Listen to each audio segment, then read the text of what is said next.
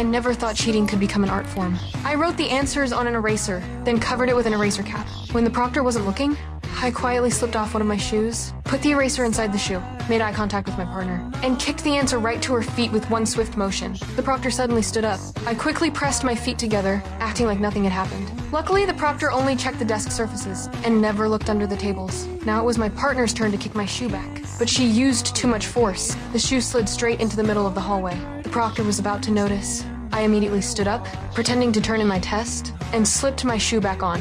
The whole move was executed flawlessly, perfectly covering up my partner's mistake.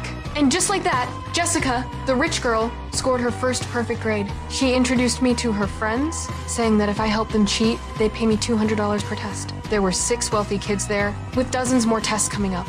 I calculated I could make $100,000.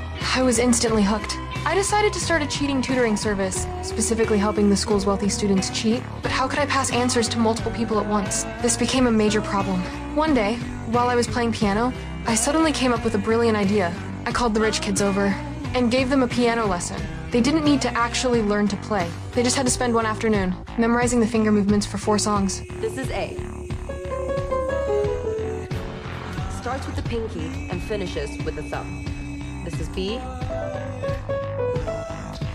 B is 543333215. I assigned hand gestures for options A, B, C, and D. As long as they memorized these 4 sets of movements, it was like having all the answers to every question.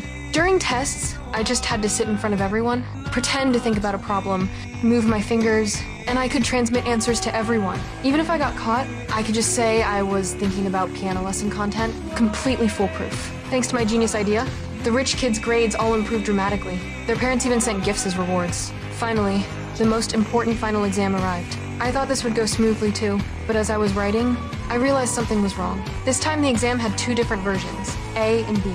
Everyone got different questions. My hand gesture method was completely useless.